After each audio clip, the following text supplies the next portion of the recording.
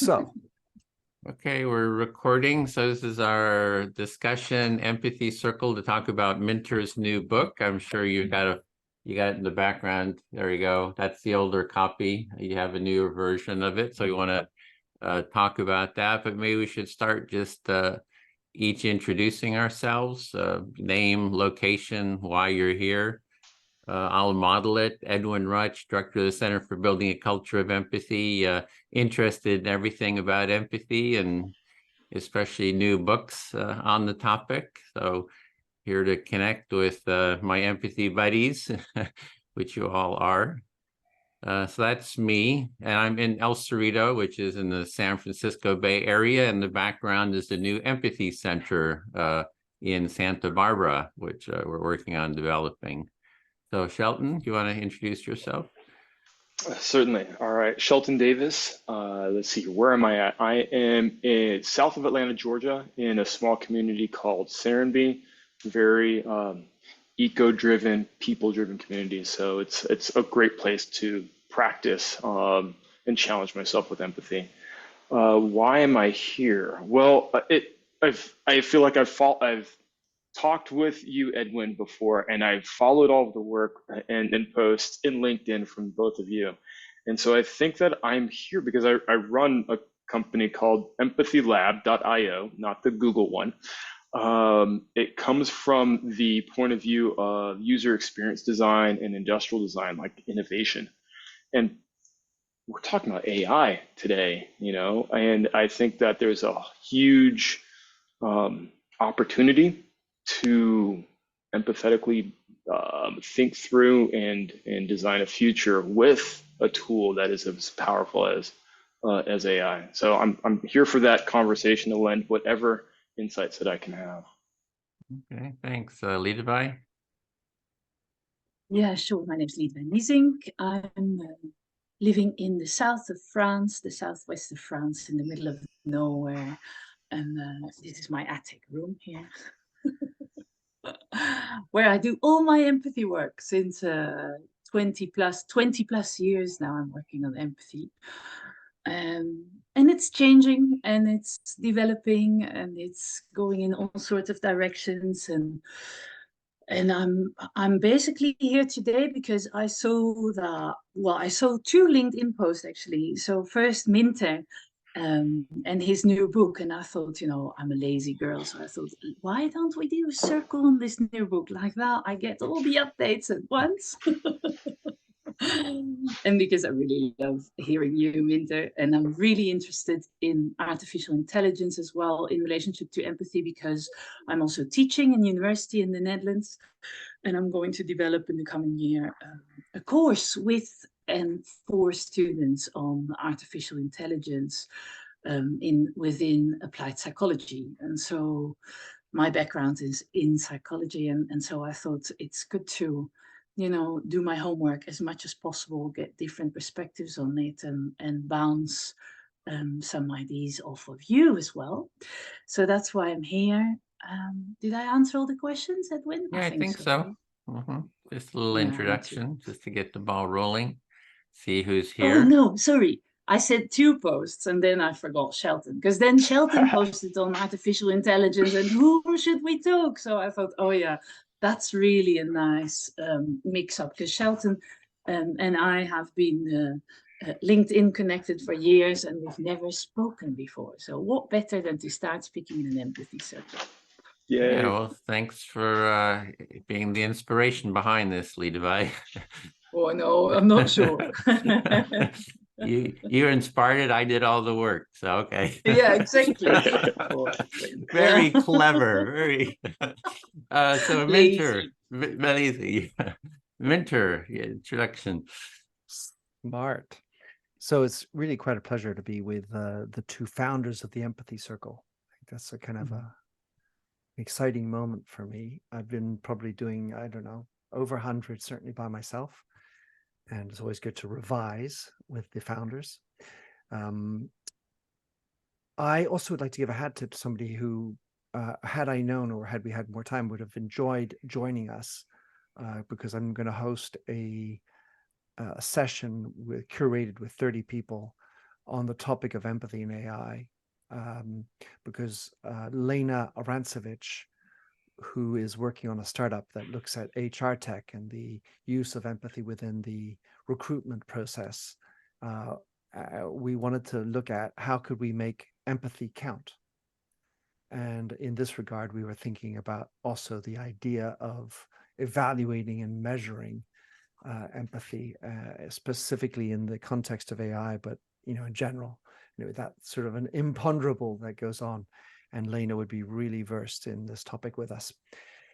Do check out her work, Lena Arancevich. So meanwhile, this is my second edition, and you wonder why you write a second edition, or should you write a first edition? And it became clear to me that the first book I wrote, which was first edition, which was back in 2018, really was just at the very beginning premises of creating empathy in AI.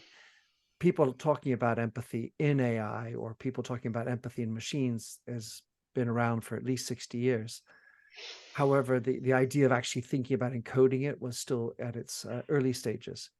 And then three things happened that forced my hand and made me think that I needed to make a revision. The first was we had the pandemic. And the pandemic kind of changed a lot of things. There's plenty of things that are coming back, but the nature of work as a result changed. And so people were thrust into this idea of working remotely, where you had to work remotely and you made things happen. In the aftermath of the pandemic, though, where it's a choice, it turns out it's a lot harder to deal with when it's a choice than when it's an imposition. If it's an imposition, it's force majeure. That's what it is. And in the case of a choice, do you give in to everybody's whims? Do you impose, we got to come out to work? How do we do that? And as a result, there's a whole lot of question marks about the way that leadership can or should be more or less empathic in terms of the conversion out of the pandemic. The second thing that happened was also related to pandemic, but obviously was happening beforehand. In this regards to mental health. So mental health was already becoming bad, or at least higher, more conditions being understood, more people declaring and talking about mental health issues. And that was happening before the pandemic. And then bang, pandemic comes in and the numbers continue to rise. I don't have clear statistics on how much they've risen pre-post, because some of it is happening now as opposed to during. And but in any event, what's clear is that in the 18 to 24 year category, the levels of depression, anxiety, and suicide are all much higher than recorded in the past. So we have a situation around mental health, and obviously empathy can have a piece of that. As I was studying this and looking at it, obviously I have two children in that age also, which gave me a certain view into it. I was also seeing study after study showing that there are not enough supply of psychotherapists to meet the demand. And this is true in France, which I look at a lot, UK, Australia, Canada, and the US, to name the countries that I specifically looked at. And each of them variously talk about psychologists stopping having waiting lists, not being able to take on new clients, not enough people in the pipe to become psychotherapists. And this brings up two issues. One of them being really, why do we have such a huge number of mental health disorders? And two, what can we do to accommodate the demand? We can't just magic wand create new psychotherapists or genetically redo Lidewij,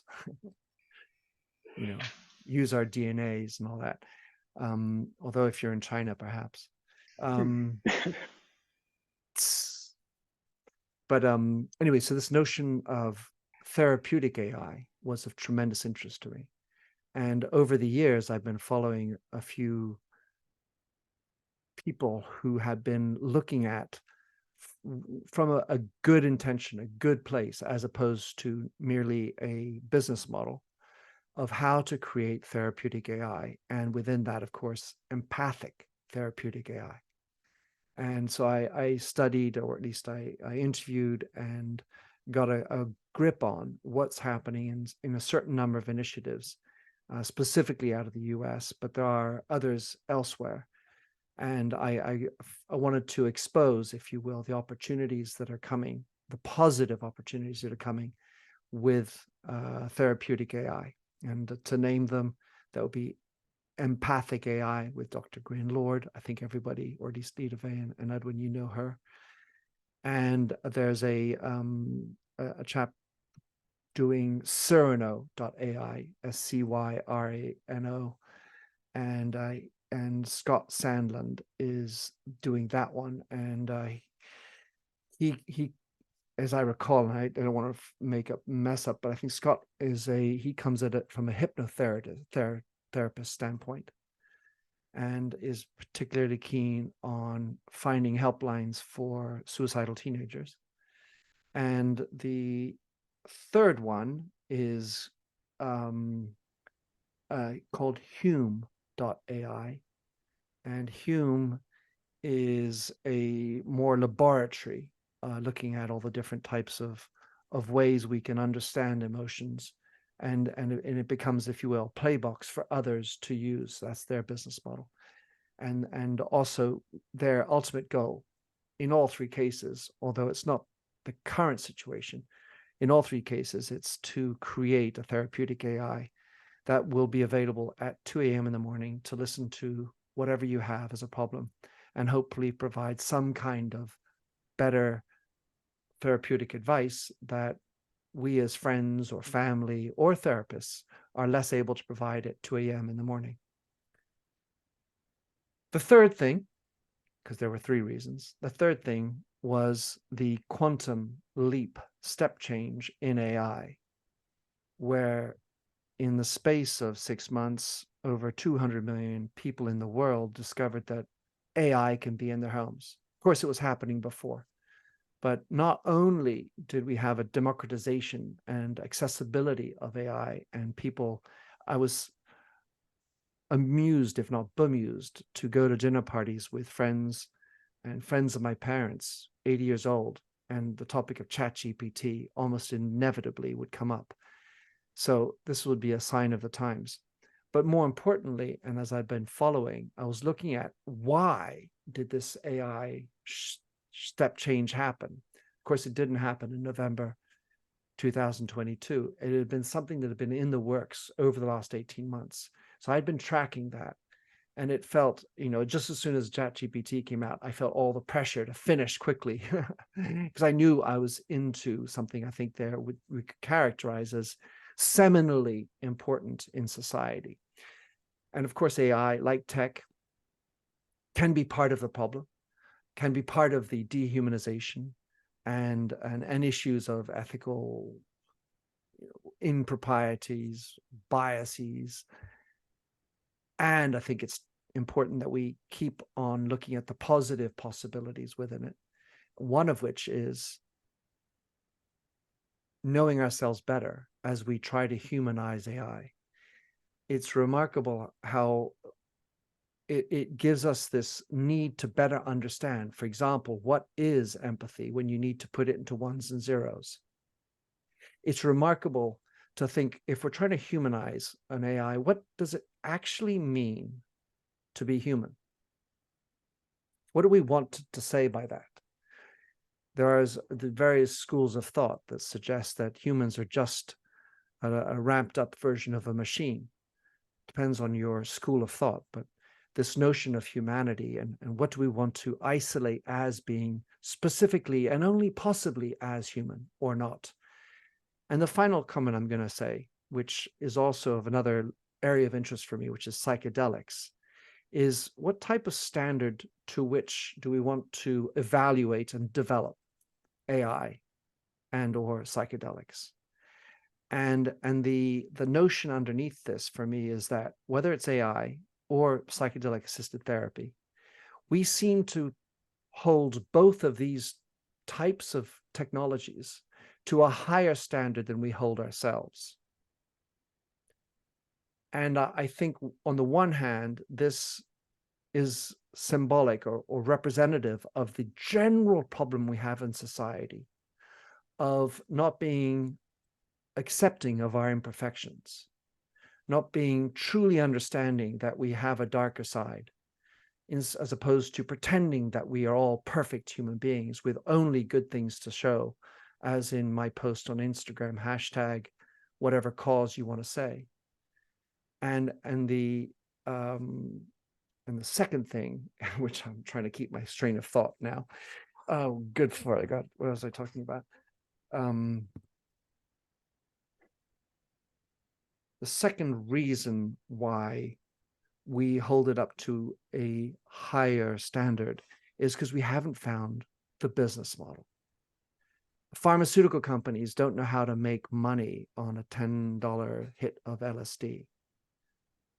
And they aren't therefore interested. Whereas if you look at therapeutics of psychedelics, there is generally speaking an extraordinarily higher level of efficacy in the 4 big pathologies which have been identified in PAT, such as depression, fear of death, anxiety, and PTSD, and addiction, not anxiety, but they have others. Higher efficacy, less secondary effects, for cheaper. And yet what we're going to do is we're going to pull out the example of somebody who took a hit of LSD and jumped off a building 10 years ago or whatever, as a symbol of, or a reason to resist this. And I think the same will also go for AI and therapeutic AI, where we haven't yet found the business model. It's not working, so let's poo-poo it because I can't make money out of it. So I'm trying to raise these issues as I bring together this second edition. That's it.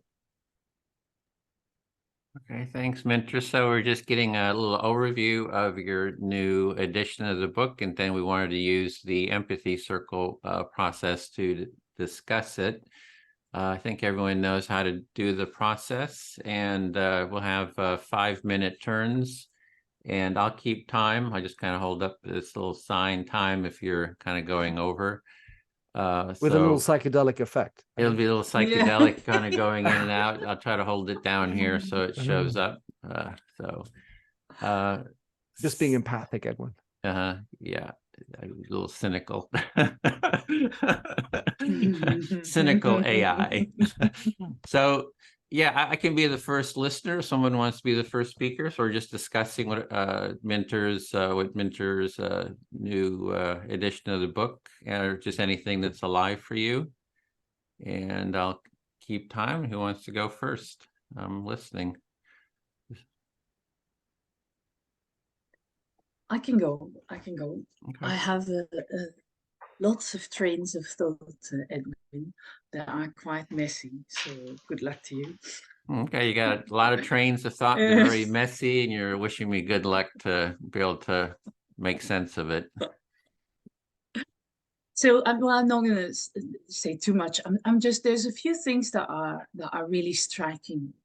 One is, so one of the reasons that Minter has been giving is, mental health and the issues with mental health and how they are on the rise, and that AI could start playing a role in therapeutics. And the one thing that came up for me straight was, it's interesting that you look at it from that perspective, because what I imagine is what we're doing then is we're treating the symptoms with AI. right? So we're not looking at the causes of mental health and trying to get them down, but we're accepting that mental health is on the rise and that we don't have enough therapists at 2 o'clock in the morning. So we'll need some AI to do that work for us. That's just a random thought that came up. I'll give you some space. Yeah, so what's coming up, a random thought, is about the AI for mental health, and you see that that's sort of addressing the symptoms instead of the causes.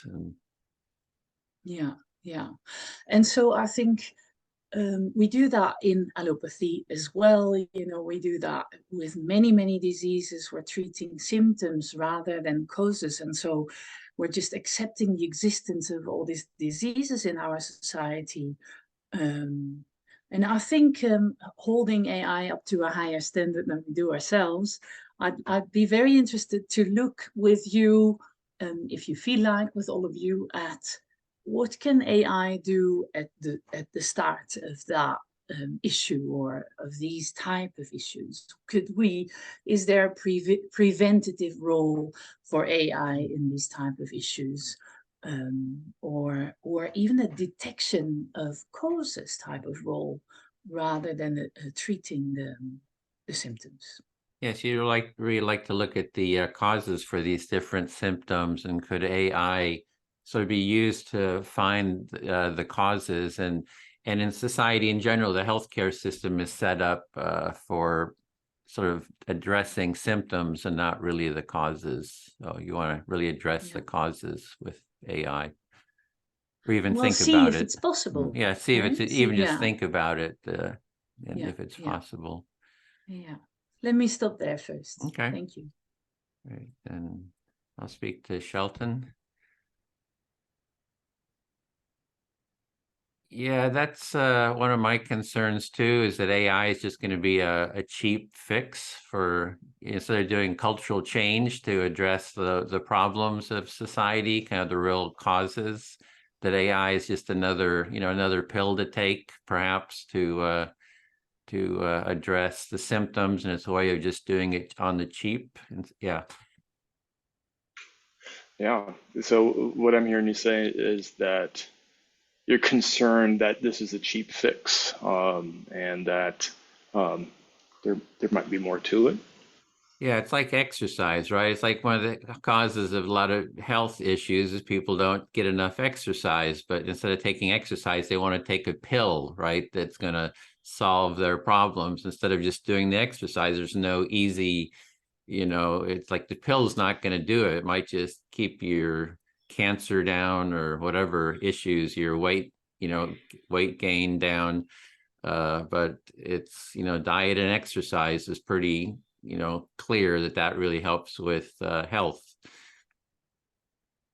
So you're saying from past knowledge that the pill is this going to the symptoms, and to your point, it's the exercise and the diet that that AI might be missing.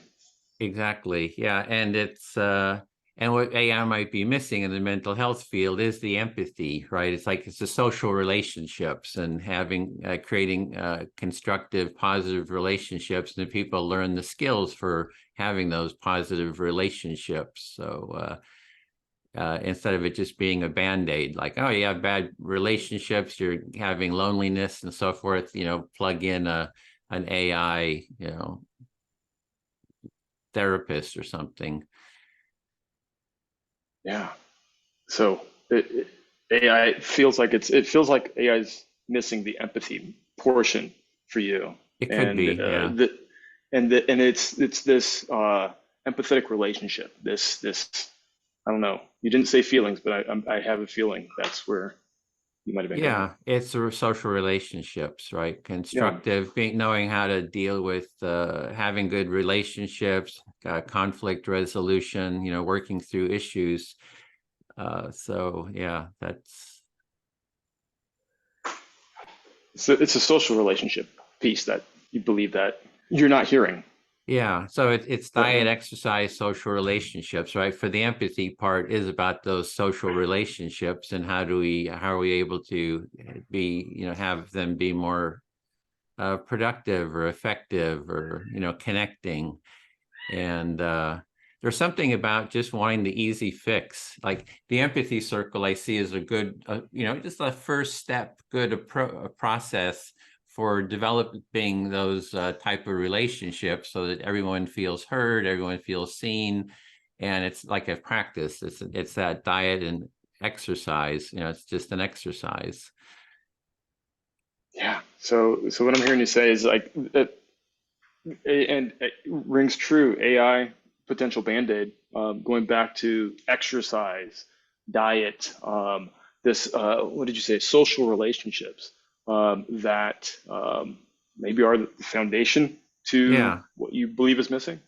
And Minter was all excited about some kind of empathy circle he'd held and how it worked. Was really, he wanted to share that story. I'm kind of really curious about hearing that story of kind of this profound experience. So that might be an example. Yeah. Yeah. So it sounds like we have a story that needs to be shared at some point today about an empathy circle that Minter has. Yeah, I feel heard. Thanks. All right. Guess that means I'm up and go to Minter. All right. You shared. I have not gotten your book yet, but you shared some incredible mind just expanding things about the rise of mental health as we have been seeing. And it makes me think about the recognition, the current recognition of left-handedness in the world. How once we stopped persecuting individuals that were left-handed, started making left-handed scissors, we had this like plateau of like everyone now is seen as having left-handedness, and I have this feeling that the being at home state of the pandemic for a lot of people allowed them to do some self-searching and realize I have some things that I'm dealing with that I don't have help from. So you felt, as my little intro, that it sparked some thoughts and expanded your mind without necessarily taking a psychotropic. It was, and you're looking specifically at this topic of mental health, and you were commenting on how during the pandemic we started to look at ourselves a little bit more, maybe uncovering within us greater issues, and you paralleled this notion, as I understood it, with the sinisterness of being left-handed, where before it was bad to have mental health conditions, it was bad to be left-handed. Here we're now sort of opening ourselves up to it's okay to be left-handed and have left-handed golf clubs, and it's okay to have mental health conditions. You got it. Yeah, it's thank you. It is it's amazing to me that we're now at this point of recognition, and you said this as well earlier, of we need someone to talk to. We've got the therapeutic AI, as you mentioned, is coming up, whether it is a symptom band-aid or a helpful co-therapist. I don't know yet. I do know, coming from my background in helping not create the internet, but create websites and experiences on the web, that with the background in psychology, that we can use empathy to understand people, but we've unfortunately, with internet, I don't know, 2.0 as it currently is, 3.0, I don't know what 0.0 it is, we used it for advertising, right? And so I just hope that this next batch of AI is regulated or thoughtfully used in a way that doesn't do what I saw us do in the late 90s and early 2000s that we're now dealing with today. All right, so you started by talking about how you're not sure whether AI is the problem or the solution at some level. one you have the notion of it just being a fix or looking at the symptoms, and the other providing some legitimate therapy, maybe in the future. And then you I was just trying to follow the thoughts. Yeah, go back and tell me what it was there. Sorry. No, I kind of went, and I apologize for not slowing down there. Where the internet was in the 90s to where it is now, we're realizing that we're now addicted to technology, right? We're addicted to things, and we've created a monster that isn't necessarily in service of us. We are now kind of just serving it as data providers. Given that knowledge, like how do we move forward with AI, knowing that we did not kind of go in the right direction with early internet? Right. So now it sparks back also what you were talking about before, which is we're kind of using AI to understand us, but that it basically, using AI to understand our emotions. And there was what I understood is more like a manipulative element to making better messages, selling more products through the technologies in whatever iteration of AI we're in, 8, 1, 2, 3, 4, and you're hoping that we can use it for a better purpose somehow than the way we crassly have used in marketing talk. Perfect, Minner. Thank you. I feel heard. You.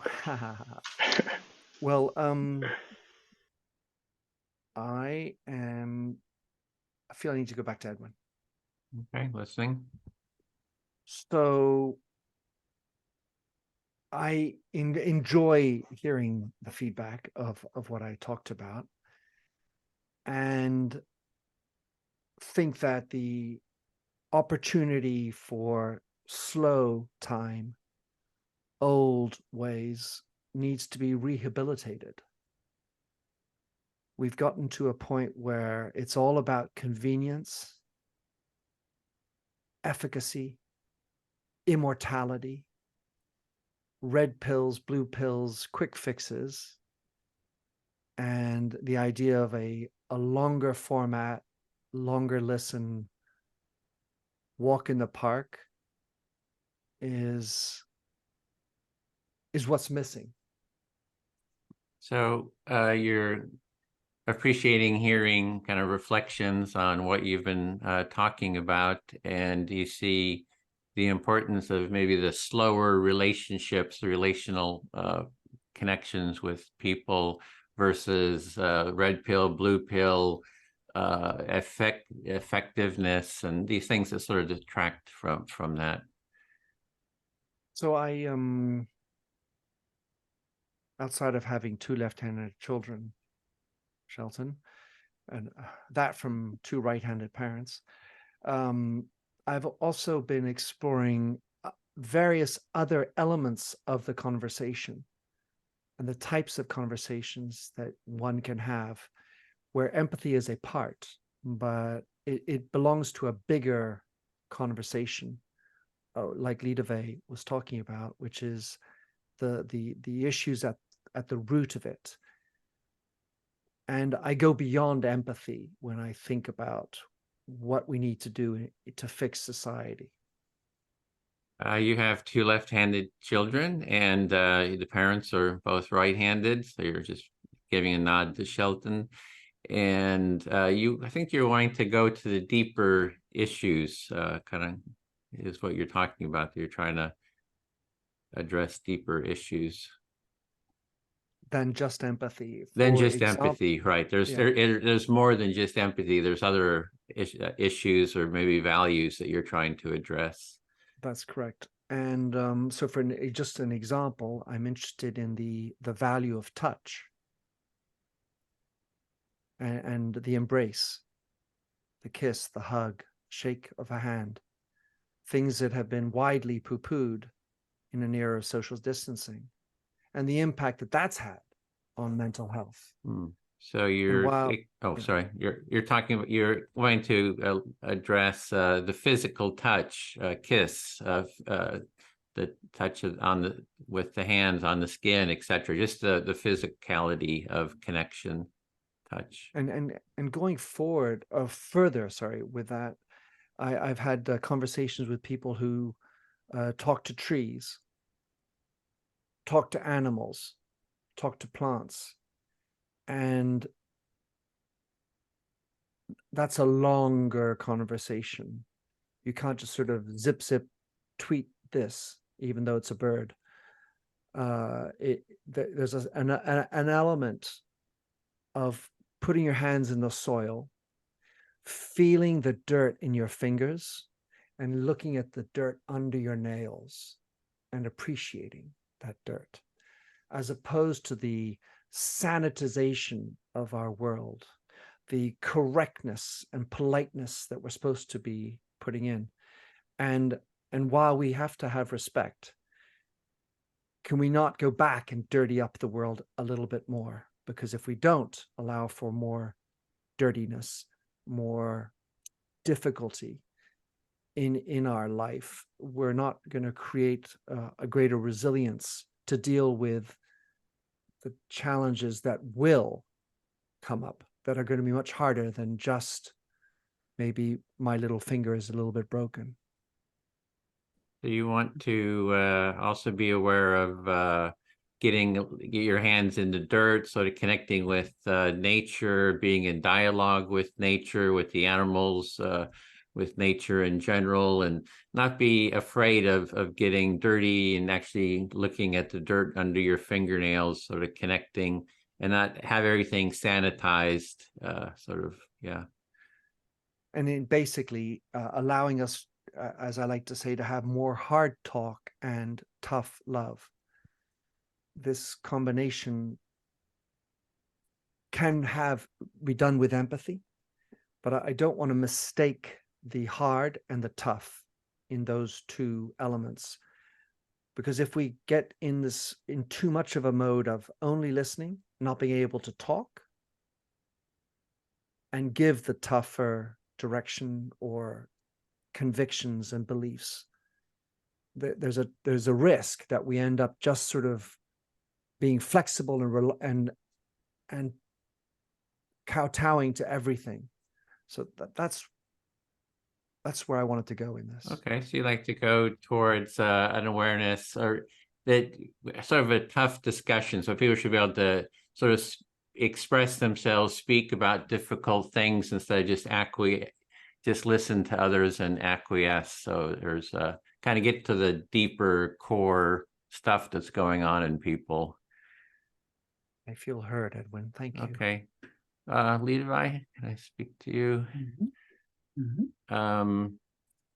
Yeah, so for me, that fits within an empathic framework, what Minter is saying, because empathy I see as a relationship. It's not, usually it's defined as like this one person listening to somebody else, whereas I see it as a relationship. Part of that relationship is being able to speak openly and, about what's really alive for you. Yeah, for you, what Minter is saying is fitting within the framework of empathy, in the sense that empathy is a relationship, right? It's not just you listening to me, listening to you, but it's really about the relation between the two people, and being able to share that toughness or whatever is alive for you in that conversational relation. Yeah, it's like, what if and the empathy circle sort of models that, right? That we're not just, I'm just not taking in Minter and everybody else. It's like I get my chance to speak now and, share my truth. So it's if I don't share my truth, then it's on me. It's my responsibility or my ability to be able to share what's going on for me. Yeah. Yeah, so in the empathy circle is providing the space to do that, actually, to share, everybody has a chance to share what's going on for them, and it's up to you to share your tough love, and if you don't, that is also up to you, right? You have your chance within the circles. Yeah, I make it a real point, when we do the empathy circles, like say whatever you want, any emotion, any judgment, any feelings, whatever is a lot, going on for you, feel free to share it. And so there's no limitations. Like a lot of times you hear people like, oh, don't say anything that offends everyone. It's like, say whatever you want, it's like, you're free. It's total free speech here. Yeah, yeah. And you make a point of that in the empathy circles to encourage people to really say whatever they like, because there is total free speech, and they have an opportunity to say what needs to be heard, or what they have in mind, what might be judgmental or might be offending, or Right. as far as you're concerned, all is fine. Everything can be said within an empathy circle. Yeah, and the deal is you got to be able to listen to other people when they direct that towards you too, right? You gotta be able to listen and just reflect back and hear and empathize with what other people are saying. So that's part of the deal. And I think this sort of models what we're doing right now, models the definition of empathy that I use. Versus a very common definition is like you just acquiesce to everybody else, which I think Minter is concerned about. And I agree. Yeah. I don't consider that real empathy. Yeah. Yeah. So the deal is, though, that you can say whatever you like, but you'll have to listen to whatever others like to say as well. Right? So be prepared, right, within the model. And you think that's what we're doing here as well. That's the definition of empathy that you use. That's what empathy is about for you. And what I find is if you know that you're going to be heard over time, you develop more trust, and then there's more that openness and transparency. So it's that openness and transparency kind of grows out of trust, that you'll be heard, and that your voice won't be suppressed. Yeah, yeah. And so with the experience of being heard, people experience more openness and show more openness and transparency, because the trust is building through that experience of being listened to. And related to AI, like ChatGPT, I've been amazed. It's like, I kind of ask it a question like, hey, what's the relationship of empathy and democracy? Or even asked it about empathy circles, and it just writes up a whole report. It's like really quite amazing how it does that. It's in terms of just putting together kind of reports on different questions. It's quite amazing. Yeah. It's very helpful. I find it very useful. And you've been amazed, and you find it helpful to see what ChatGPT is producing in terms of your questions on empathy and the reports it has, even on the empathy circles. Woo-hoo! Yeah, it's amazing. It knew about empathy circles. So yeah, that's it. I feel heard. Yeah. Thanks, Lidewij. Okay, thank you. Okay, can I get back to you, Minter? With pleasure. Thank you. Yeah, so all sorts of directions really that we can go with this, hey? I think so. What I'm hearing you say is there's a larger conversation to be had about dirtying your hands, daring to be tough, making sure that we take a bit of the sanitization, or maybe a lot of the sanitization, out of society, and start maybe seeing life for what it is, a messy, somewhat painful, and yet also bewildering journey. So you were reflecting on what I was talking about, which is that it could go in many different ways. The thing you latched onto, though, was the idea, the bigger idea, which is about trying to figure out what is the root problem, going further into that, and looking at how we can encourage more of the desanitization, the dirtying, the messiness of, if that's a word, of our lives, to make us better. Yeah, it's nice that you say root cause, because I didn't, but I guess that's that's where we, so what I'd like to do in there maybe first is to say, well, let's look at where does empathy start, right? What's the start of empathy? And is that then also, is there already a possibility for some sort of AI to produce that type of empathy? Or is it even the same, right? Is empathy in AI the same as empathy in humans? I'm completely, utterly unknowledgeable about all of this. My only experience with AI, where I've really put some time in, is with ChatGPT 3. And apparently 4 is much better, but 4 is not free anymore. And that's how they do these things. But so where does it start, empathy? And then does it start the same in artificial intelligence? And I think that's also where the core of these questions, but where we could enter into the core of these questions we just talked about as well. Right. So you reflected that I used the word root, which you hadn't employed, but you're okay with that. And it sort of put a focus on the notion of actually what is the root of it when we talk about empathy. Is empathy before it or during it? With regard to AI, you're specifically looking at, well, what is empathy in AI and where is it happening? Is it happening before the AI? Maybe at the beginning of AI? Is it happening after? And I think you want to dig into this topic about where is the empathy. And specifically with AI, you've been looking at ChatGPT 3, which is your only real experience with AI. Yeah, exactly. So I'm aware of my limitations, and that's where you come in with all your knowledgeable knowledge. But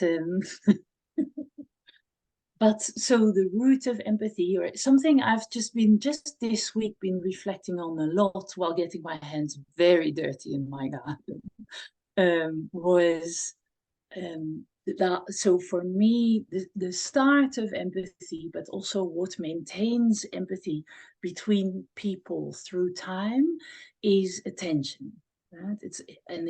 It's not for no reason, I think, that so many of the models that try to help people to socially interact with each other start with this very basic attention, like mindfulness, for instance, right? The mindfulness model starts with attention. And I think that without having attention, both for self, on self, as well as on other or group, or climate, or animal, or earth, or without attention, the empathy does not commence, and it fades away if we can't maintain it. So you were saying that you are limited in your knowledge of ChatGPT. You've been plunging into it, not quite as deep as the roots of the garden where you put your hands in the dirt. And you were looking at, let's say, within the first premises of empathy, the importance of attention. And when you have a relationship with somebody, your ability to have attention with the other, attendere, to await and to be with the other person is so important. And how does that develop over time? How do we keep empathy over time? Yeah, and that was my time up, so that's where I stopped. Thanks. And hopefully I got it right. Time is of the essence, right, Lidewij? So in the interest of sharing the experience that, sorry, I'm going to speak to Shelton. Almost forgot my way. I'll hold on. We'll see what I can do. So in the interest of sharing my most recent experience with an empathy circle, I wanted to experiment. And while I didn't have 2 hours, I did have a lot longer amount of time than anyone would have expected me to be able to do when I assembled in Chicago 25 CEOs in the same industry. All right. So while you didn't have 2 hours, you did this experiment, and it went longer than you thought it could have, with this, what you're about to share in Chicago with, what did you say, 25 CEOs from the same pillar, from the same industry? Mm-hmm. Bated breath now. What's next? So this was at the request of an organization called the Beauty Changes Lives, which is essentially overlooking the beauty industry where there are services in general. So this would be hairdressers, nail technicians, and the like.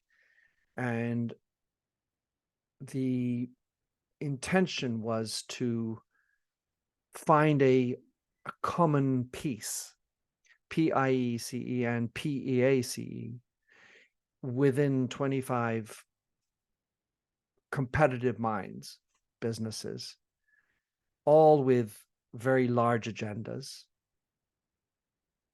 some very large, and even if you're small, very busy. And for 40 minutes, I, having instructed, engaged them in an empathy circle. And the effects were remarkable, even if it was only for 40 minutes. Wow. I think you started off this conversation with time, and within the 40 minutes, you're able to bring these 25 different CEOs of individuals from the beauty industry, that umbrella over nail, hair, anything, I guess, aesthetic beauty, to find common peace, and use peace in 2 different ways, like PEAC, and then common pieces where we could work together. And it was remarkable to you because within 40 minutes you're able to have a conversation and turn things over. And my suspicion is that 40 minutes works because they've never done 5. And while 2 hours is probably stronger, the exposure on having to listen to one another and reformulate back did its magic of awakening how poor they are at listening in general, and 2, allowing them to connect in with everybody at the table of 5, where even the soft-spoken was listened to, which is very unusual, as one of the CEOs reported back to me. It wasn't just, as we say in French, la grande gueule, the guy who says takes up all the space speaking. And we managed to come up with 3 specific action points, with individuals taking responsibility for those actions. And so that's a pretty big win. So in terms of peace, we got pieces. We have 3 PIECSs of work that we could work on, and a collusion, not in a negative manner, but in a true element of what we can do for the beauty industry. All right. 40 minutes worked because they'd never done 5 minutes, is what you started off with.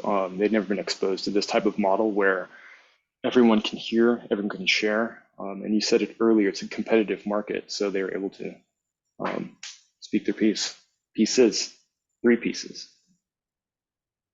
And I'm going to finish with one other element of this, where under the banner of Beauty Changes Lives, I exposed the 3 transcendental qualities of beauty, truth, and goodness. And in the beauty industry, we tend to think about the superficial elements. But I think there's something transcendental about beauty that is not as superficial as I tended to think of it, for having worked in the beauty industry for 16 years.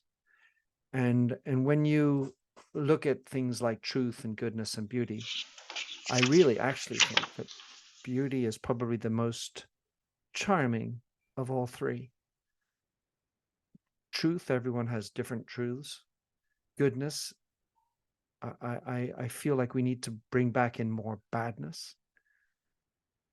And maybe in beauty, we can sublimate more our humanity.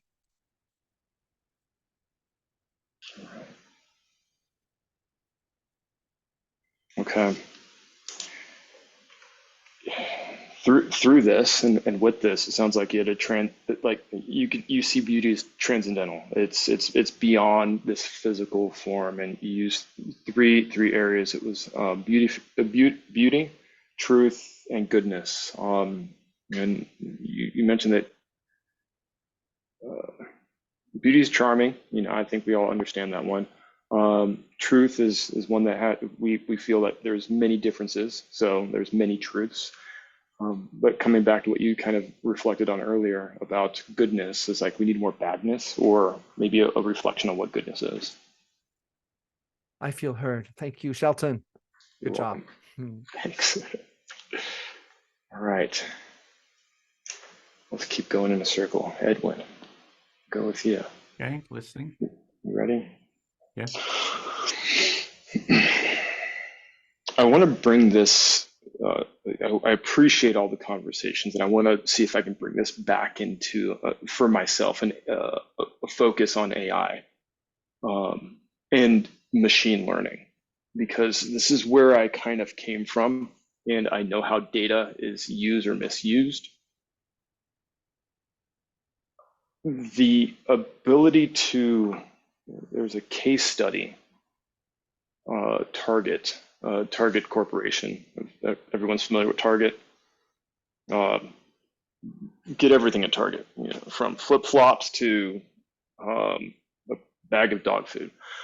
Anyways, they ran a campaign where they were giving out vitamins, and one of the campaigns that they ran, they were able to figure out what people needed, and so they would send them the right campaign. Stop there. Yeah, so you want to bring the conversation back to AI and machine learning, and this is something that you have some background in, and you're telling the story of Target, how they were, the store Target, how they were giving out vitamins, I think it was, to different people, and they were sort of trying to address the needs of the people they were giving the vitamins to give them the right one that would sort of address their need. Yeah, and a kind of probably butcher the story, and maybe you've heard it before. It's a father, single father, and has a daughter, starts getting Target ads for things like baby's clothes and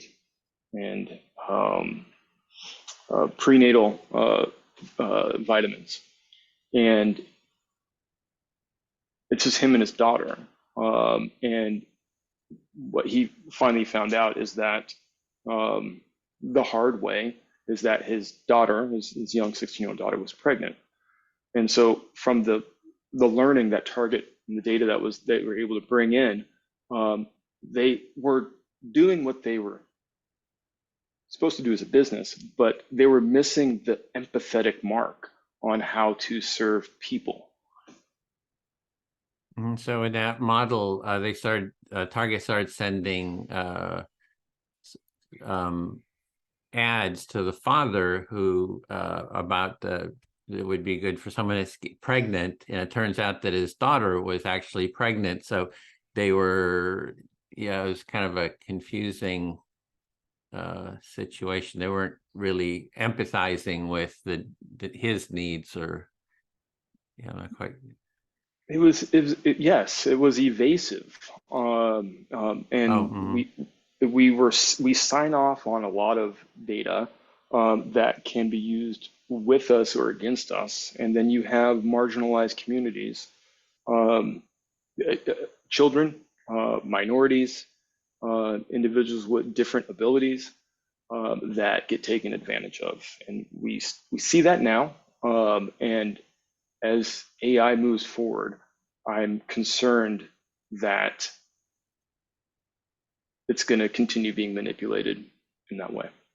So you have concerns about the evasiveness of advertising AI, that it was an invasion of the privacy of the guy's daughter. So you're concerned that that's going to be happening in other situations, especially for marginalized people, that they're somehow there'll be an invasion of their privacy and other things like that. You have concern about that.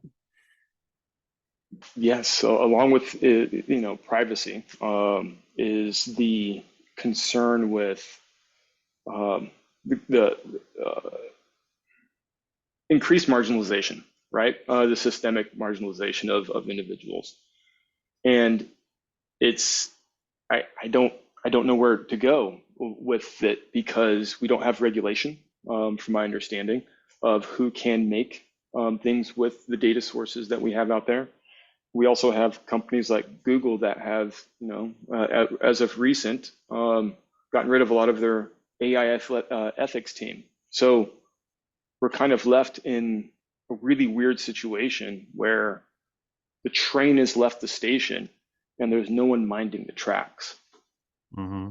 So the AI is moving forward. It's the train that's left the tracks, and nobody's really addressing sort of the marginalization, your concerns about people being marginalized, and that's like a concern of yours. You want people to be, I guess, included would be the other side of the coin. Maybe we just need to have a really big empathy circle to a big empathy circle would solve the problem. Everyone would be included. And that was your time. Yeah, thank you. I feel heard. Yeah, I'll speak to Lidewij. Yeah, that's another plug for the empathy circle, right? That if you're in the empathy circle, everybody gets heard. That's part of the deal, that nobody gets marginalized. No marginalization in the empathy circle. Everybody has their time and gets their say. Yeah, it takes time though, doesn't it? It takes a lot of time for that to happen. But it's also, if you don't do it up front, you pay the price down the line. So may as well put in the time up front.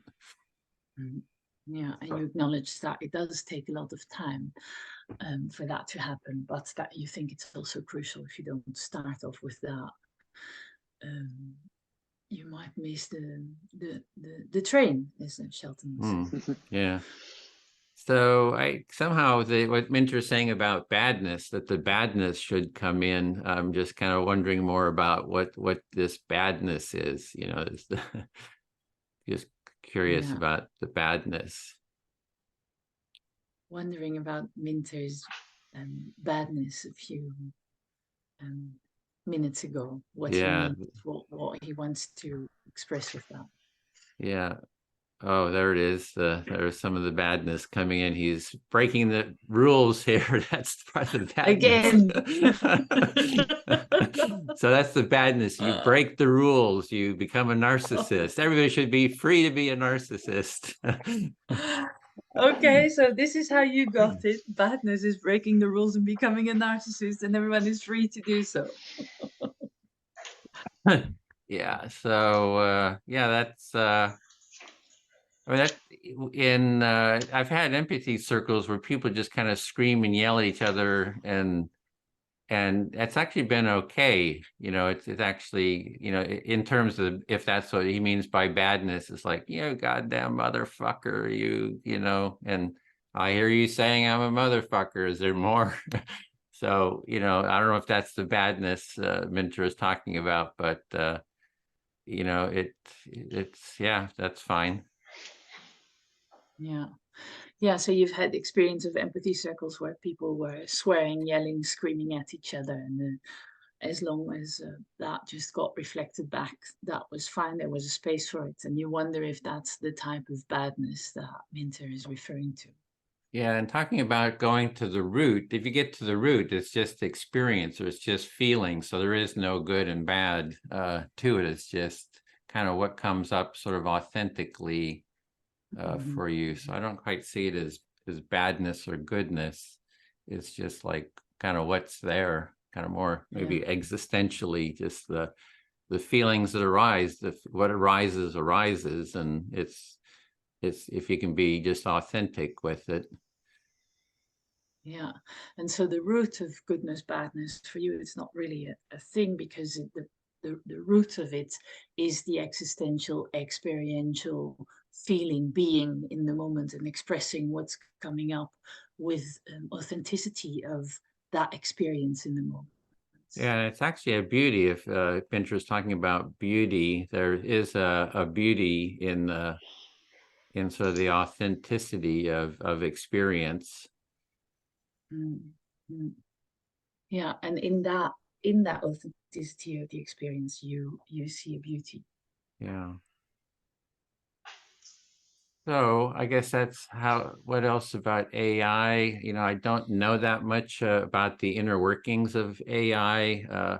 Having been in the technology field, I know there's the concept of garbage in, garbage out. You know, so somebody's doing all the programming, somebody's putting it, there's a certain mindset and a value system, you know, of those people who are doing that work. So their values, their mindset is being put into the software code. So, and I see that reflected too in the reports that ChatGPT puts out.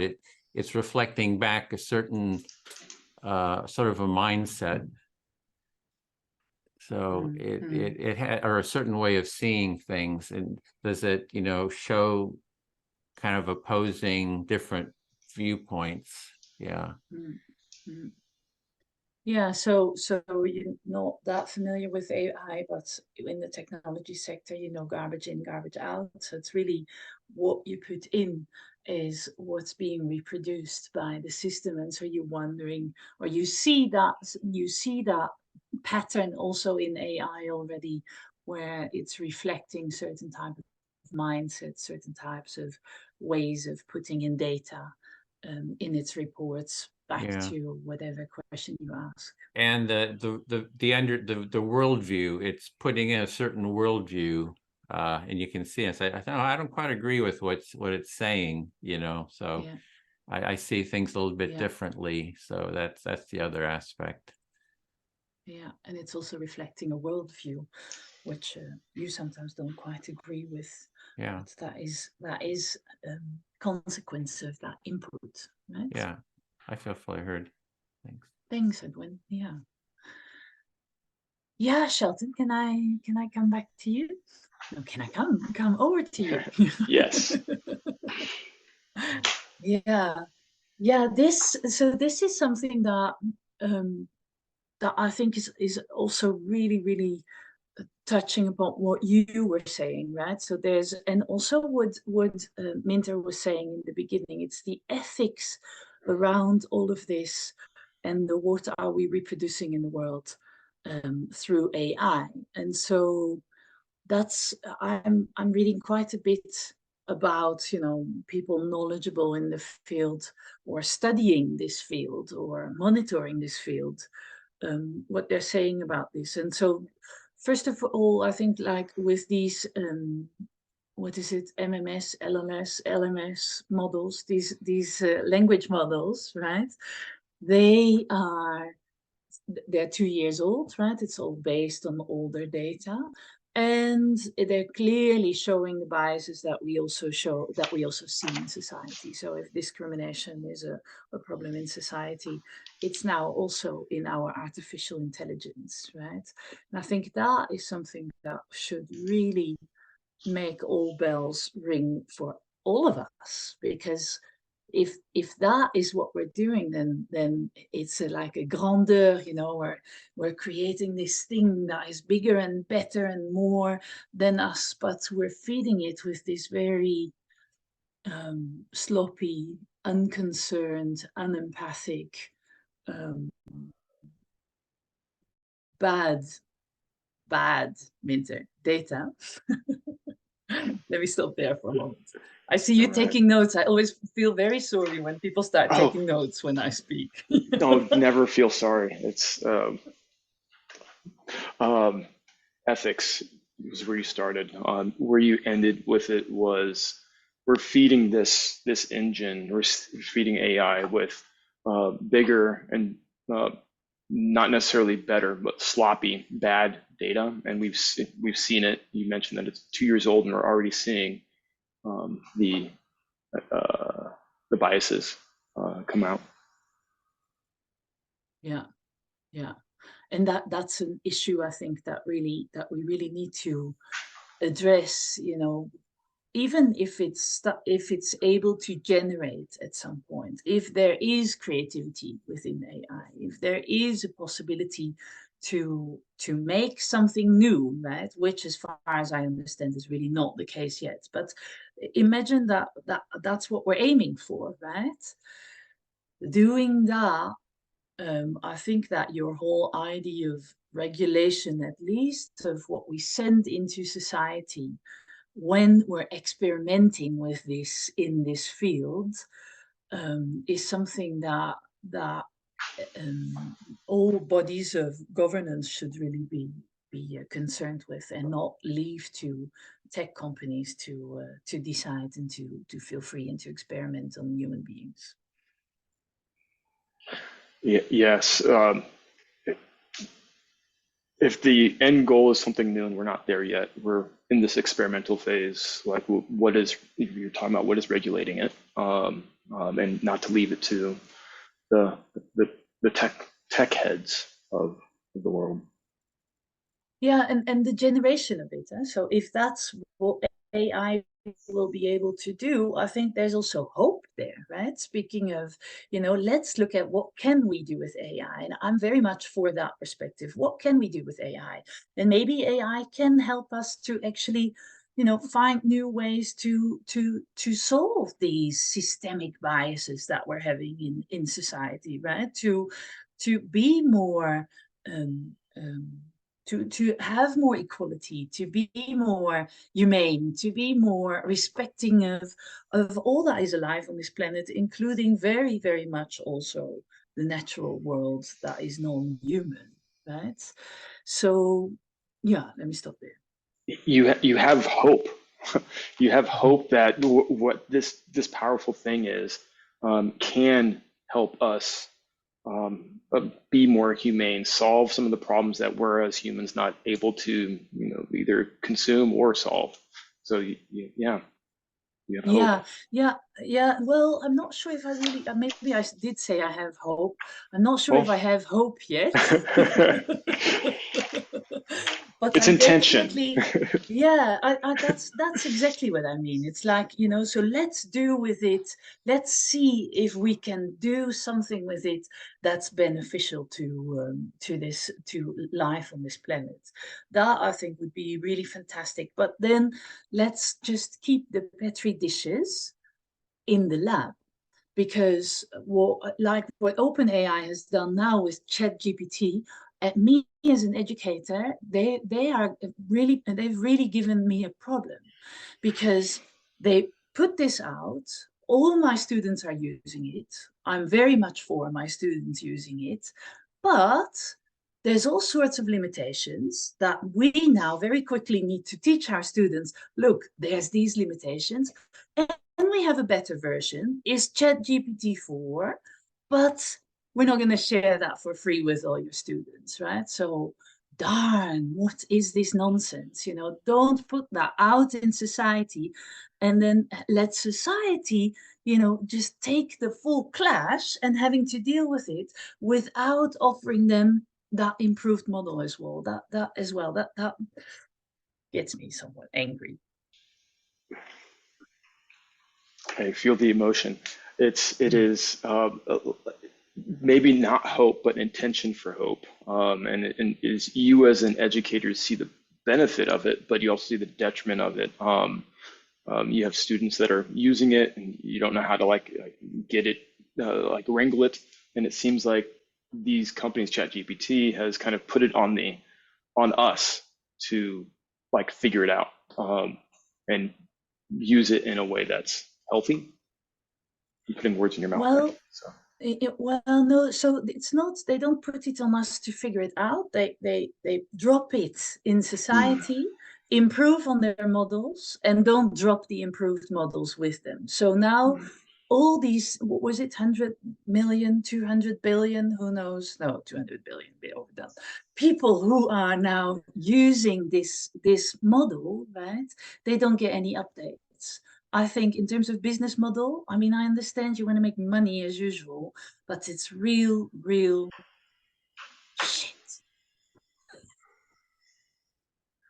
Yeah, it is merde. It is drop it on us without giving. You work with students. Drop it on a university on students without giving them the ability to use the most updated, most relevant piece is sounds like a disservice in your mind. Thank you. I feel hurt.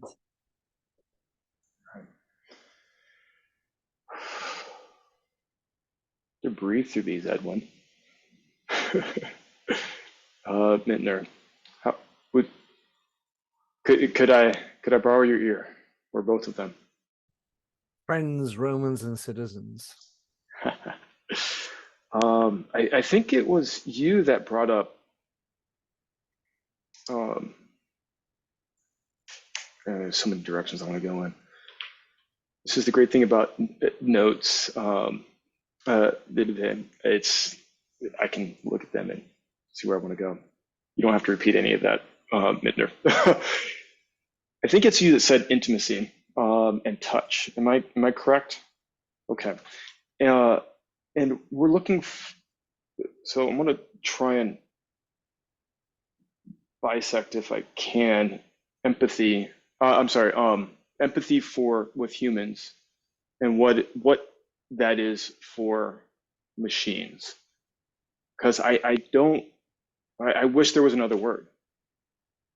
Because I feel like empathy needs to stay with humans, and something else, machine learning, has to stay with AI. Because the one thing that I don't believe, thinking of the senses, and you mentioned touch, that machines have done yet is being able to pass. I know they've passed Turing tests, but have they passed some type of a mirror neuron test? Like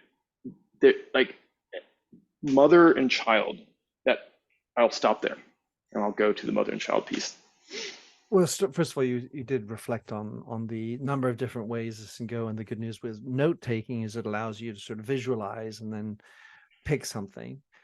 And you were thinking how there ought to be a different word for the word empathy when it comes to empathy in machines.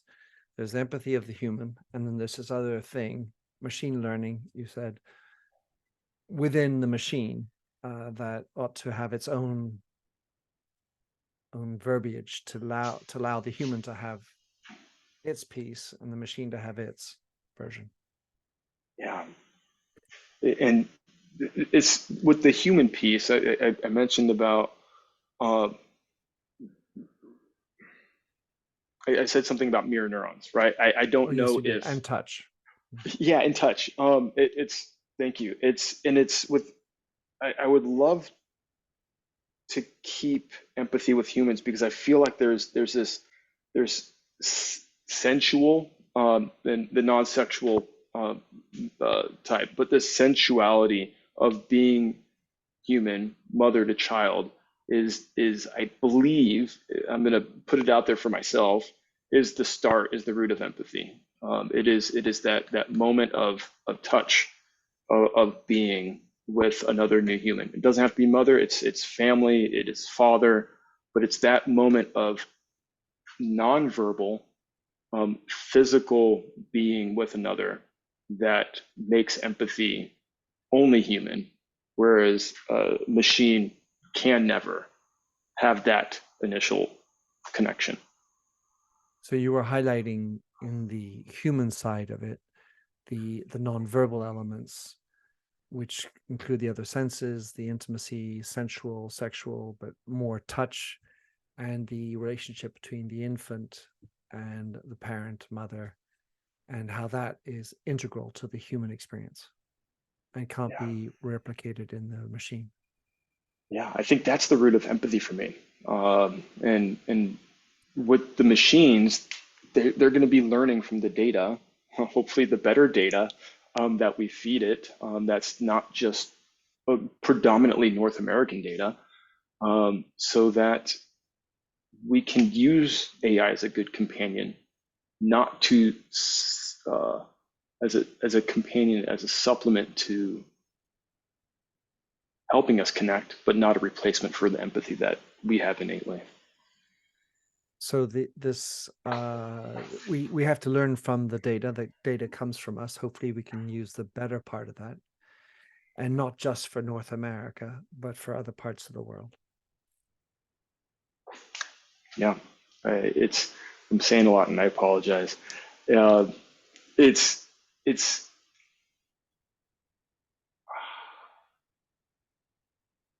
It's wildly important for us not to try to replicate humanity in a machine. I think it's important for us to honor our natural ability of connection, and that we use tools, as it would be a hammer or a saw, to help us build shelter and plow fields. AI is just a tool. You were saying that there were you felt like you were saying a lot of things, and that the root of empathy lies in this relationship that starts with the infant and parent, and that shouldn't be reproducible or reproduced in the machine to allow the human piece to stay somewhat separate from the machine. I feel heard. Bittner, thank you. Most welcome. Lidewij. So I'd like to start off by circling back on badness, because maybe this is the hardest piece for me, in that I feel a lot of people attach great importance to doing good and have forgotten about bad. You feel a bit, so badness, you come back to it because it's the core, the most important thing, maybe the hardest thing at the moment for you. And you see that lots and lots of people are very focused on doing good, putting all their effort in doing good, and have forgotten about doing bad, feeling bad. The badness. The bad. Yeah, and the badness is, if you can't manage it, I think this is the root of the mental health cause. Mm-hmm. The deeper cause we're talking about. Mm-hmm. And let me expose my argument around something that we're probably all familiar with in the form of the Maslow hierarchy of needs. Mm-hmm. And we've attached great importance to this because we no longer need to worry about food, house. Of course, some people do, but the thing we look for at the top is self-actualization. Mm-hmm. And everybody's jumped on that bandwagon, so much so that they have focused on the self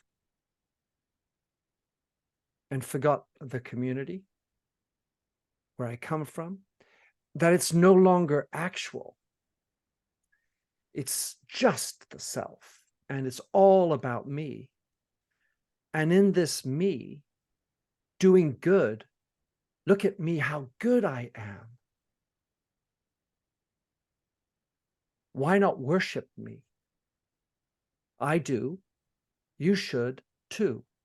So this deification has gone beyond self-actualization, and we've forgotten about our badness, which I would also express as in our mortality. The dirt, the difficulty, the disease, the challenge, the risks of life, which are actually what life is all about dealing with. Okay, let me see, Minte.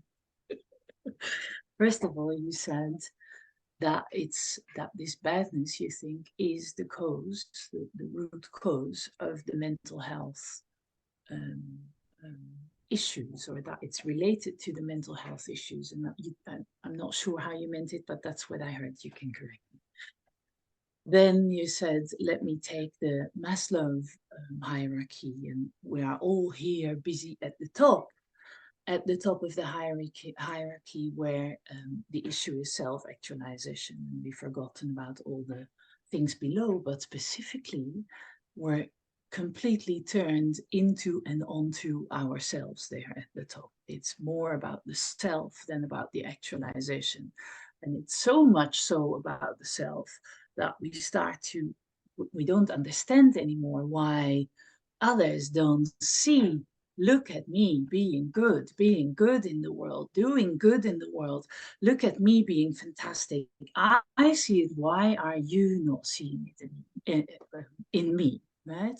So this complete turning onto ourselves in the top of that hierarchy, a deification, you said, of self, right? And in that, we forgot, or we're not thinking anymore about our badness, about our mortality, about all the dirt and the nastiness and the other aspects of ourselves that are also part of self that we're not focusing on, not living with, not seeing anymore, I think is what you said. Yeah, and just to clarify one piece, which is, it's the inacceptance of this badness that is the root cause of the mental health, in my assessment. And so we've gotten so interested in showing how good we are that we want to clarionet with hashtag look at me, cause look how good I am. It's not that people aren't recognizing how good you are. They're only focused on the goodness, and we've lost our ability to countenance the badness. And the last piece I want to just sneak in is about business models. While we want to make sure we don't overdo any, there's biases and marginalized, we also have to be practical. 80% of all studies tend to be about weird people. That's white, educated, industrialized, rich, and democratic places. If we start saying, well, we need to do this for all non-democratic countries as well, I'm not sure there's a really strong practical model behind that. So I'm here to stand up for the notions that we've got people who are doing stuff, and we can't start holding them to account for percentages of the world that won't help them develop. And it's not a popular opinion that I'm talking about, but we need to be realistic. And this is part of my badness that I'm talking about. It would be lovely to do good for everybody all the time, everywhere. But we need to be a little bit more realistic about the practicalities of this and allow for more badness, including, hey, let's just get this up and running for the small minority. Because if we don't allow that to happen, it won't happen. Okay. So in all the goodness, we lost, hey, I'm not sure if I got it right. We lost the recognition of our badness, right? That's what you were saying, and that's at the core of. And then you sneaked in the business model as in the very unpopular opinion that because 80% of all this work, all these studies, has been done within the weird society of us, you think that that's also where we for now need to develop the effort. And that's where we need to develop the models and that it's unrealistic to try and do this at this point in time for the whole world, for underdeveloped countries, or for places where the studies also have not been done as well, right? So let's be realistic and do it here first, and then the goodness after that can be developed later. That's You've your done badness, well. you said. That's my It is my badness. badness. Thank you, Lidewij. Welcome. Yeah. Okay, can I talk back to you, Minte? You. Yeah, so we're going in so many directions at the moment that I really feel an empathy circle is too short for this conversation. We need to do an empathy marathon. Like, no, we need to do an empathy week.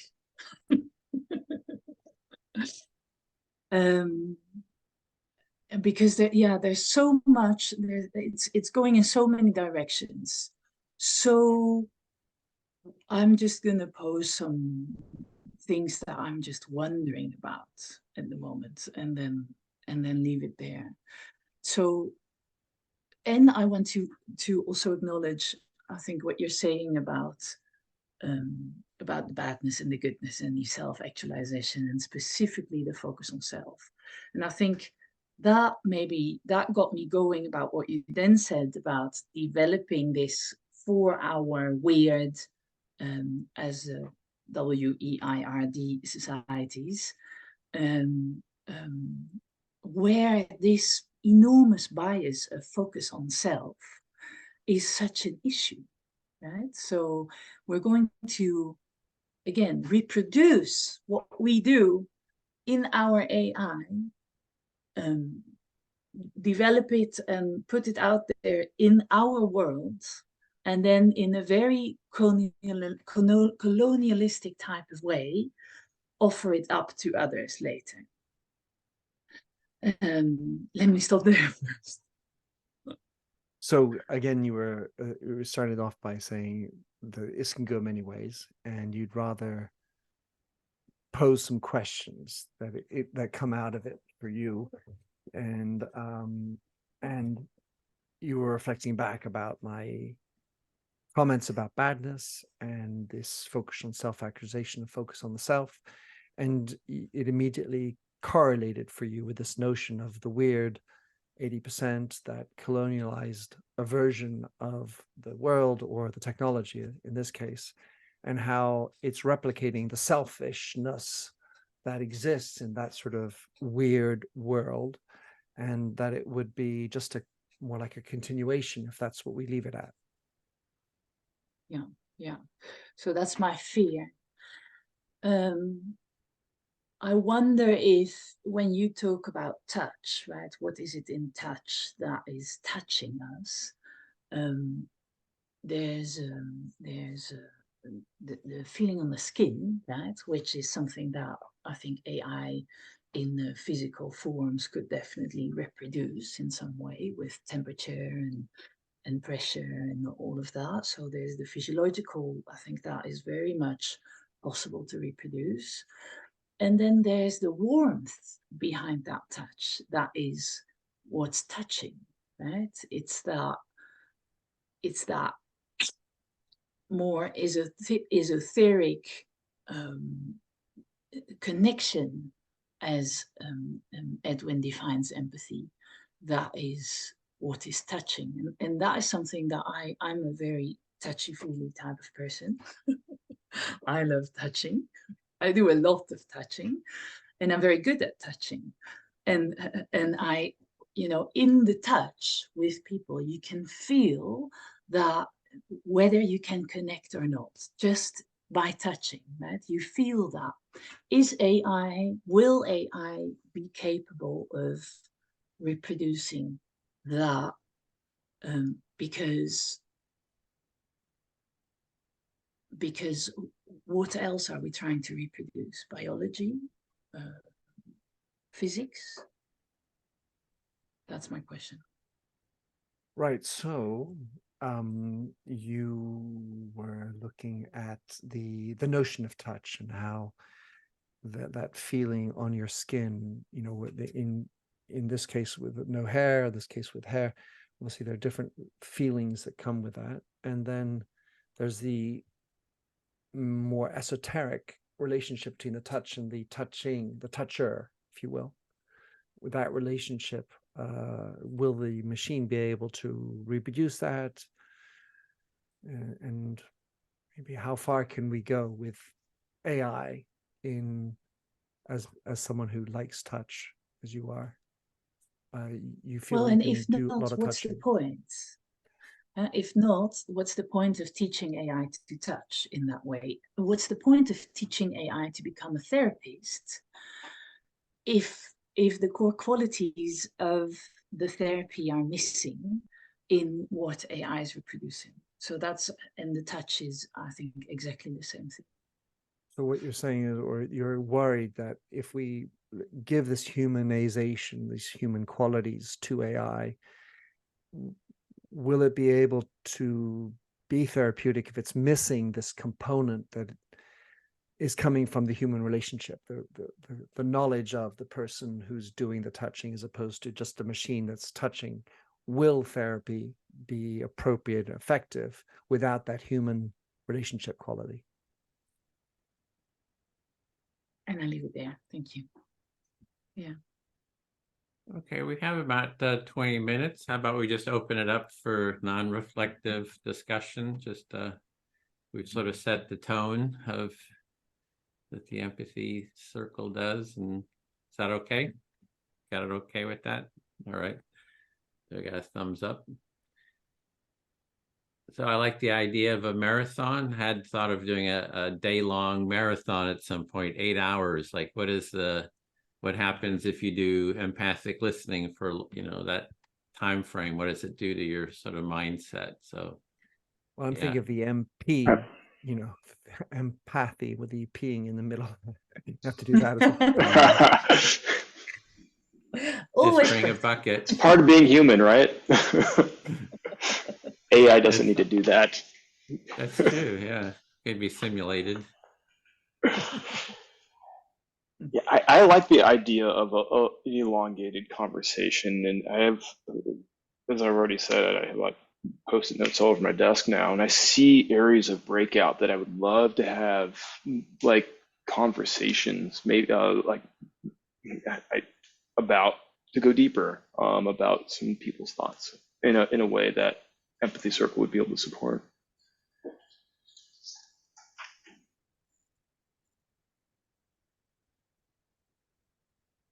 Well, I had never heard the acronym WEIRD. Sorry, that's it. That was my only. I was like, weird. And then you gave it. I was like, I'm stealing that. do, not mine. Although go to Austin, because they like it weird. They do. So I basically, a lot of what I'm thinking about and talking about is expanding beyond, in my world, the notion of empathy.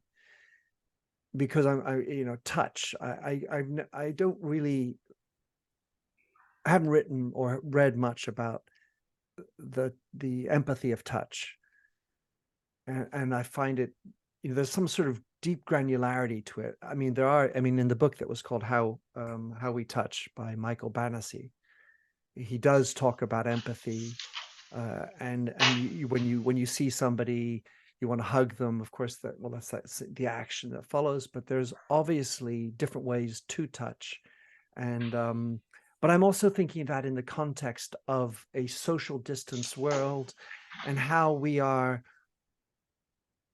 so focused on doing good within the empathy world, that I want to bring back in sort of quote unquote empathy for bad.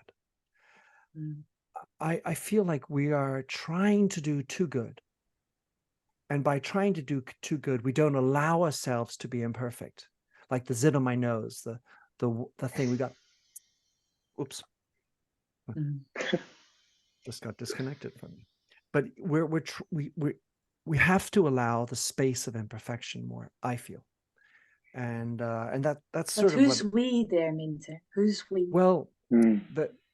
let's say the for example, media, for example, social media, for example, everybody, and specifically even within empathy enthusiasts, because we're leading the way, and it seems obvious that it's about ethics and doing good, of course. But I'm trying to bring back in a space for practicality, pragmatism, and in my world, reality of the naughtiness, the dirtiness, the imperfections, which can include, I like saying that adventure without risk is not adventure. Life without adventure is a life less complete. And so notions like risk are, oh, I don't want risk. That's bad. Pain, I don't want pain. Where's the pill to get me? So pharmacological responses to get rid of pain, insurance to get rid of risk, anyway, to get rid of death. Put them away. Don't talk about that. I want immortality. And I feel, and of course, this whole topic is not a topic that when you talk to someone who's been on the front line in the Ukraine, as I've talked to recently, they don't talk about this stuff. And we, in our little world of doing good, we've forgotten the hardcore of actual real life. And so this is what I'm trying to find, this sort of notion of empathy for bad. It's not a popular topic, but that's what I'm trying to do. We didn't address what I was saying is going beyond good and bad. You know, that there is just life, there's experience, and all experience is valuable. So that kind of goes, there's a judgment, there's a value judgment within saying something is good or bad versus, oh, this is what's naturally just arisen in me. It's a feeling, something that's arisen, and being able to express that and for that to be heard. So I guess I just look at sort of beyond beyond the good and bad, that maybe people are inhibiting the scope of what they're willing to share, and that's what you're trying to address, but that's, I would see it more as the scope of what people are trying to express. They're putting limits on that. Maybe they're using something like good or bad to do that inhibition, but so I don't think so much about good and bad. I'm with you, and maybe it's I in my definition of empathy in my head, it's agnostic of good or bad. It's hopefully opened the door to the conversations that you're talking about, Mintner. The like uncomfortable conversations, like productive conversations, talking about the thing. Like, yes, I have had a difficult experience, and this is where I would love to like talk deeper about the definition of what goodness is, because I think that living in the rural south of America, goodness is completely on different sides. In some neighborhoods, I should be there. In some neighborhoods, I should not be there when the sun goes down. And I'm a lighter skinned Black male, so I've got some power and privilege advantages being educated as I am, but there's a goodness difference, right, that we're not talking about, that I think that a true open empathy circle conversation be like, here is my definition of good, and here is my definition of how society should be, and acknowledge it. I own it, be accountable for it, because there's a lot of non-accountability that I see with empathetic individuals, because they're only empathetic to their class, caste, or culture of people.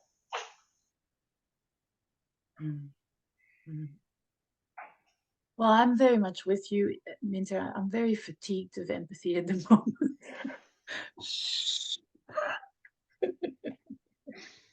and it's not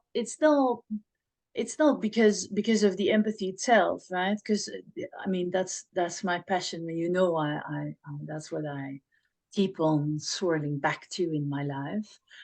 But it's about what are we now trying to do with this in the world, with this empathy? And we has become such a big group of people and such a diverse group of people, right? Where I see all things that I really didn't like in academia being reproduced as well. Like we're now in competition with each other. We're now, you know, trying to get the gigs, or we're trying to, or my book's better than yours, or really, you know, life as usual. All the badness, we just live it as usual. And I think that's really where Edwin makes a very important point, and a point that we are also always trying to make in our work when we say empathy is inherently neutral, empathy is about holding the space, right? It's really not about good or bad. It's about this is what exists in the world. Let's face it, right? And let's face it together, and let's share it, and let's give it space. And I think in doing that, I'm not trying to do good, you know, I'm just trying to see the world as it is in that moment of time, within that context, within my mindset, within all the limiting factors that are there. And yeah, to hold the space for that, and to learn from that, and to try and find some connection in there with each other, with the planet, you know, with really the even our own children. When I think of climate, and I think of how can we make the choices we are making having children, how, yeah, I don't have children, and you know, so there is maybe a judgment in there from me, right? Like, how can you, having children, make the choices you're making? But all of us, we. So for me, it's not about good. It's really about being able to face what is, and so I'm with you in there that there needs to be space for, and maybe more attention for.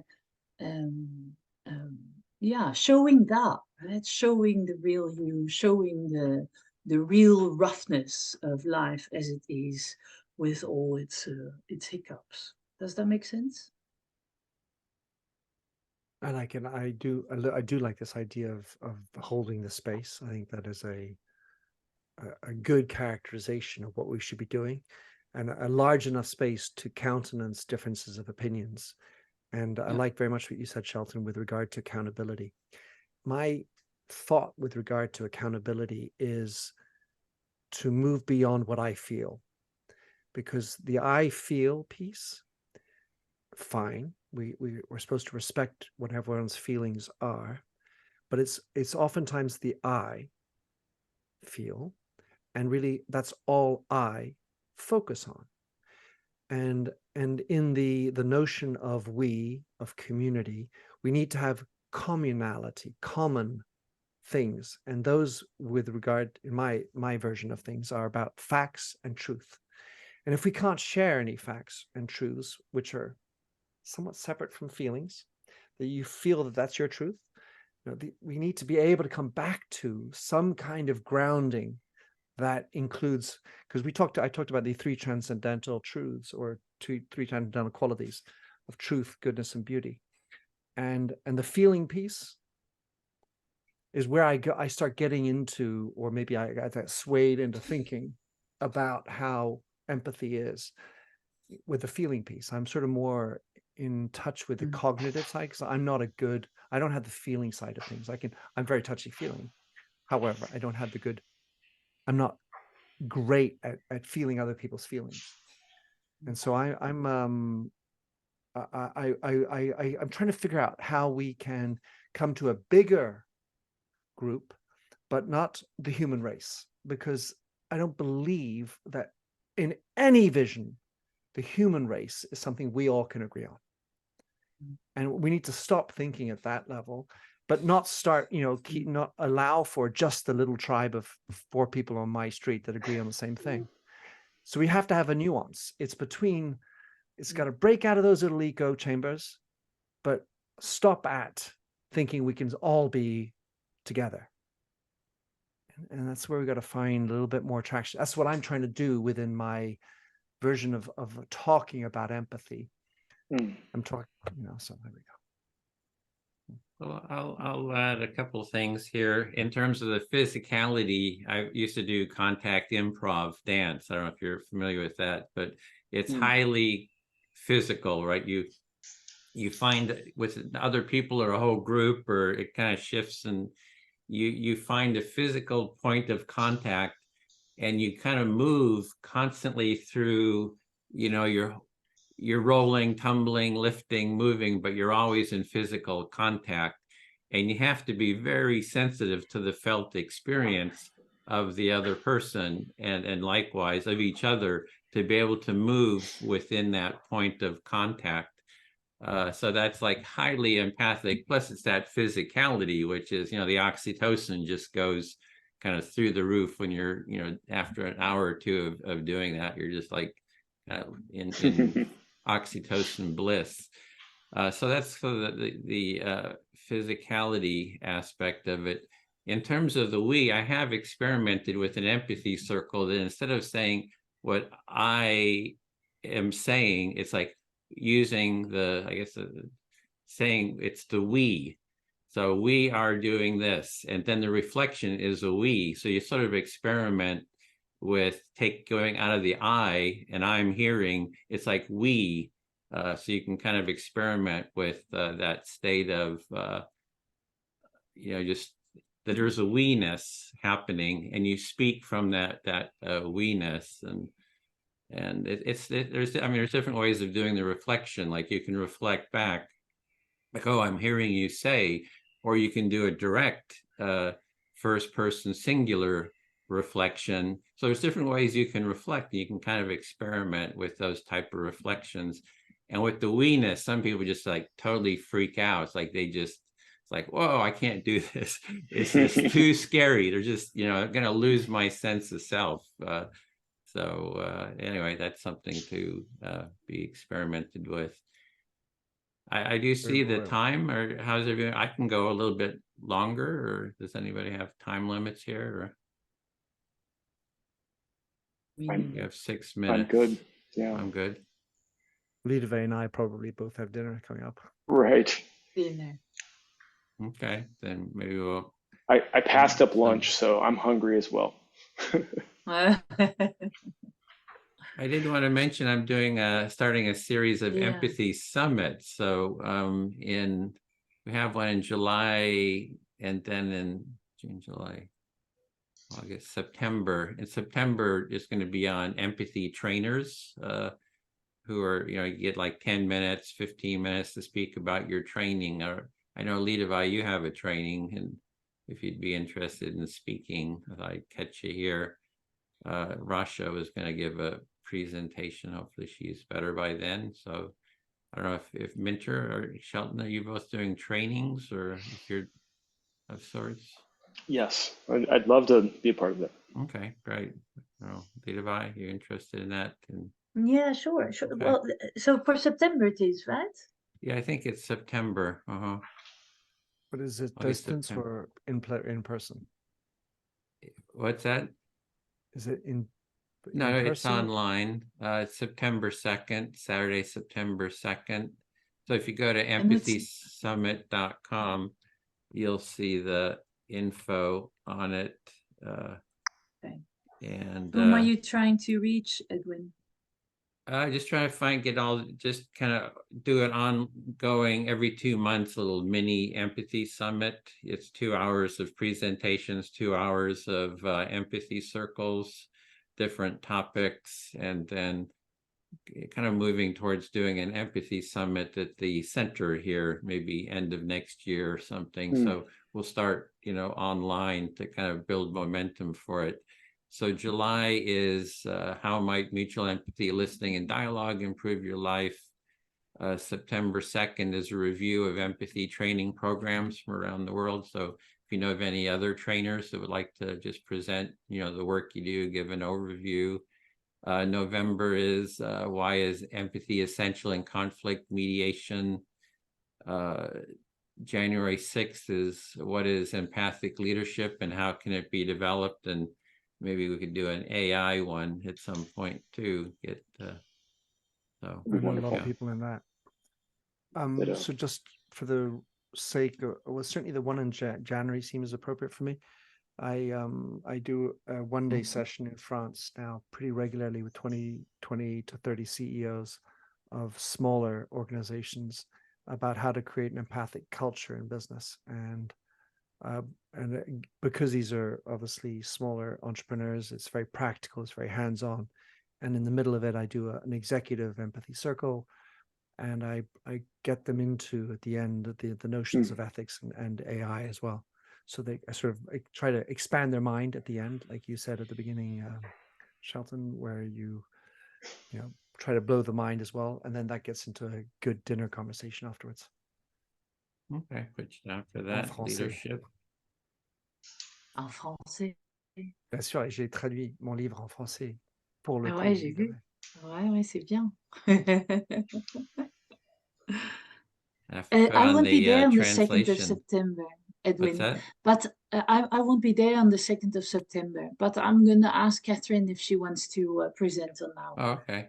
trainings together.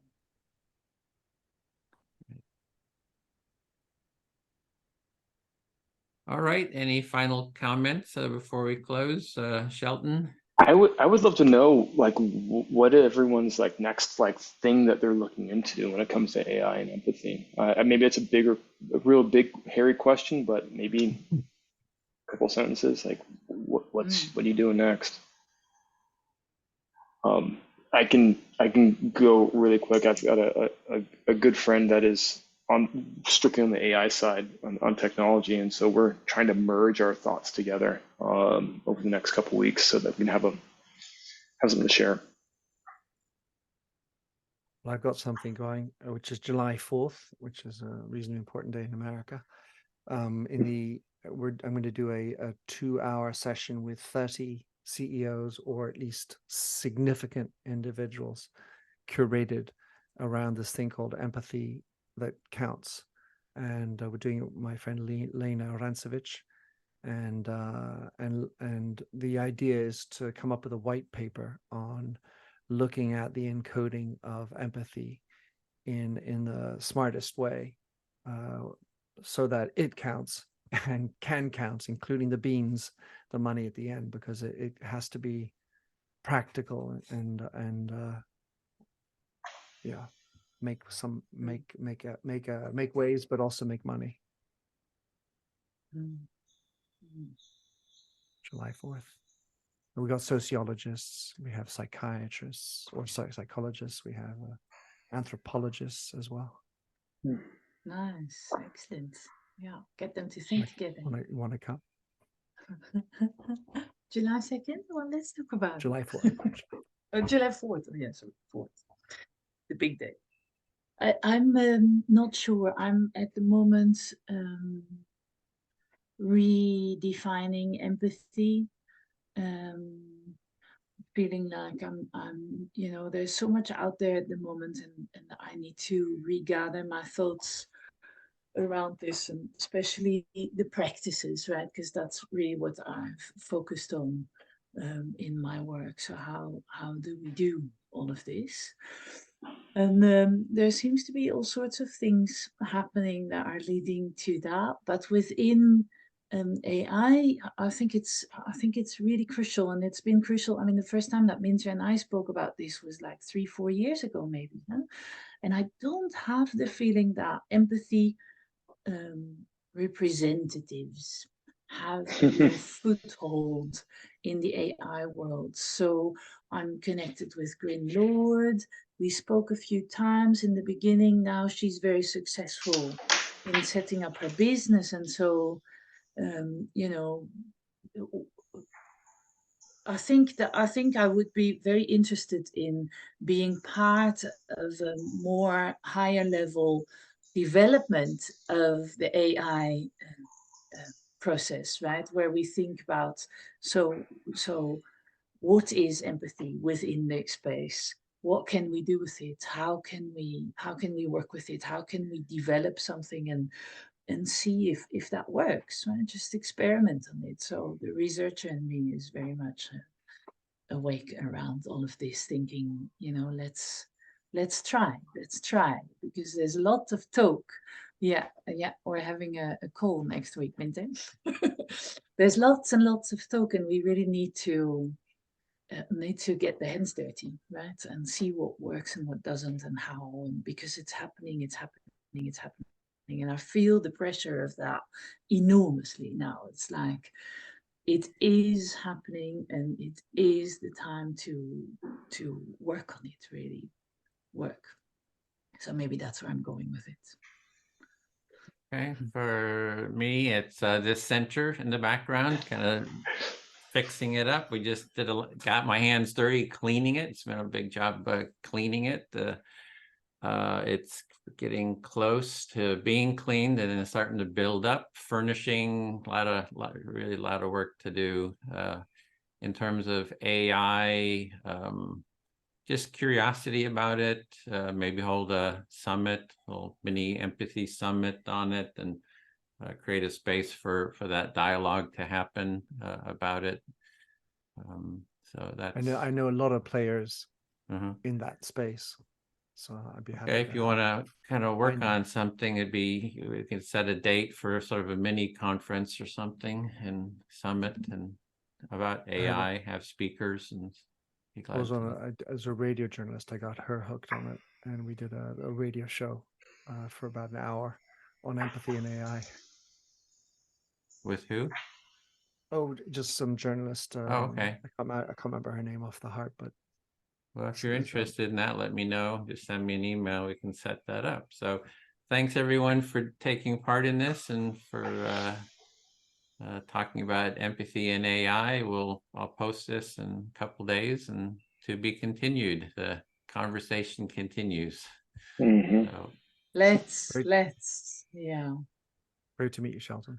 It's good to meet you as well. Good to meet you.